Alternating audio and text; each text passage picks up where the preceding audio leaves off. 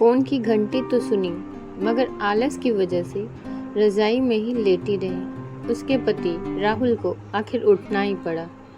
दूसरे कमरे में पड़े फ़ोन की घंटी बजती ही जा रही थी। इतनी सुबह कौन हो सकता है जो सोने भी नहीं देता? इसी चिड़चिड़ाहट में उसने फ़ोन उठाया। हेलो, कौन? तभी दूसरी तरफ से आवाज़ सुन सारी नींद खुल गई। नमस्ते पापा। बेटा, बहुत दिनों से तुम्हें मिले नहीं, सो हम दोनों 11 बजे की गाड़ी से आ रहे हैं। दोपहर का खाना साथ में खाकर हम 4 बजे की गाड़ी वापस लौट जाएंगे, ठीक है?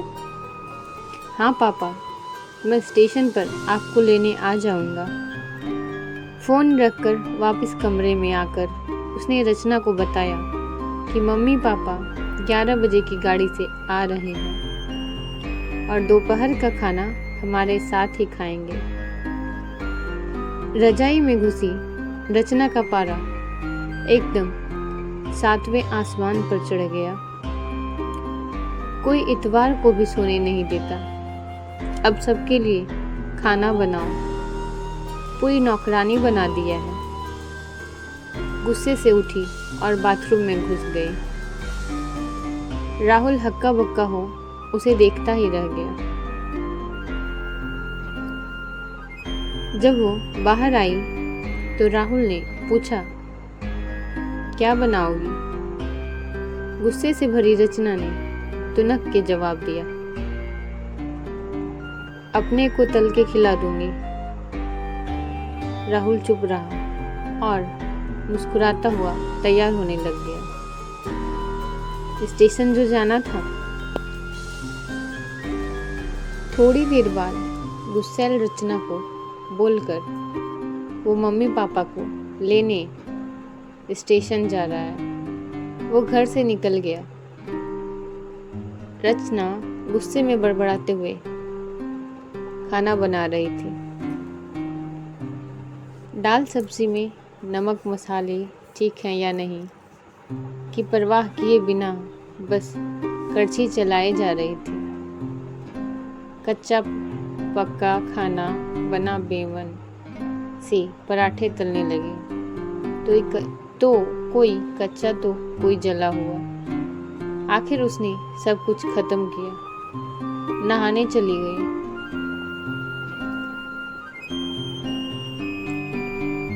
नहा के निकली और तैयार हो सोफे पर बैठ मैगजीन के पन्ने पलटने लगी। उसके मन में तो बस यह चल रहा था कि सारा संडे खराब कर दिया। बस अब तो आए खाएं और वापस जाएं। थोड़ी देर में घर की घंटी बजी तो बड़े बेमन से उठी और दरवाजा खोला। दरवाजा खुलते ही उसकी आंखें हैरानी से फटी की फटी रह गई और मुंह से एक शब्द भी नहीं निकल सका।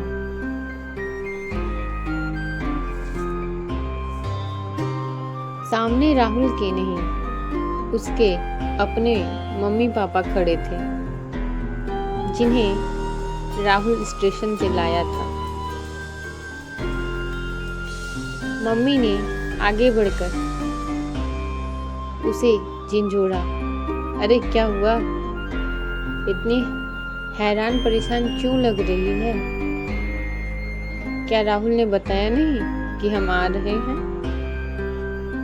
जैसे मानो रचना के नींद टूटी हो। नहीं मम्मी, इन्होंने तो बताया था, पर चलो आप अंदर तो आओ। राहुल तो अपनी मुस्कुराहट रोक नहीं पा रहा था।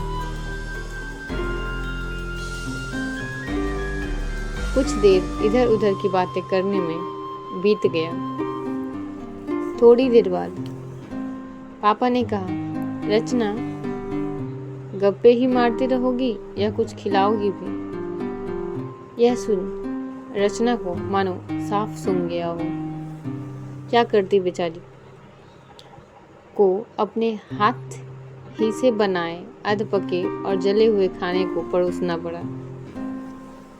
मम्मी पापा खाना तो खा रहे थे, मगर उनकी आंखों में एक प्रश्न था जिसका वो जवाब ढूंढ रहे थे। आखिर इतना स्वादिष्ट खाना बनाने वाली उनकी बेटी आज उन्हें कैसा खाना खिला रही है।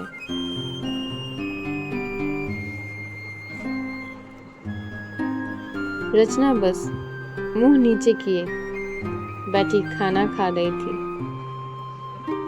मम्मी पापा से आंख मिलाने की उसकी हिम्मत नहीं हो पा रही थी।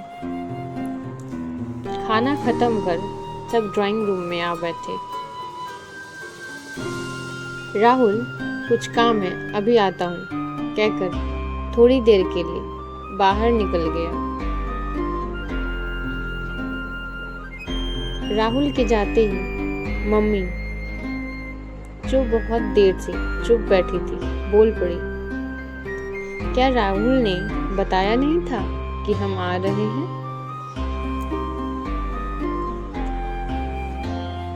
तो अचानक रचना के मुंह से निकल गया। उसने सिर्फ यह कहा था कि मम्मी पापा लंच पर आ रहे हैं। मैं समझी उसके मम्मी पापा आ रहे हैं। फिर क्या था, रचना की मम्मी को समझते देर नहीं लगी कि ये मामला है। बहुत दुखी मन से उन्होंने रचना को समझाया, बेटी, हम हो या उसके मम्मी पापा, तुम्हें तो बराबर का सम्मान करना चाहिए। मम्मी पापा क्या, कोई भी घर आए तो खुशी खुशी अपनी हैसियत के मुताबिक उसकी सेवा करो। बेटी, जितना किसी को सम्मान दोगी उतना तुम्हें ही प्यार और इज्जत मिलेगी।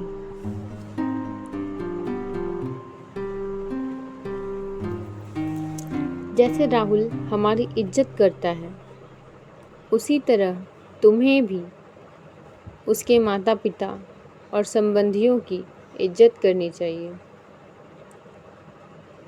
रिश्ता कोई भी हो, हमारा या उसका, कभी फर्क नहीं करना।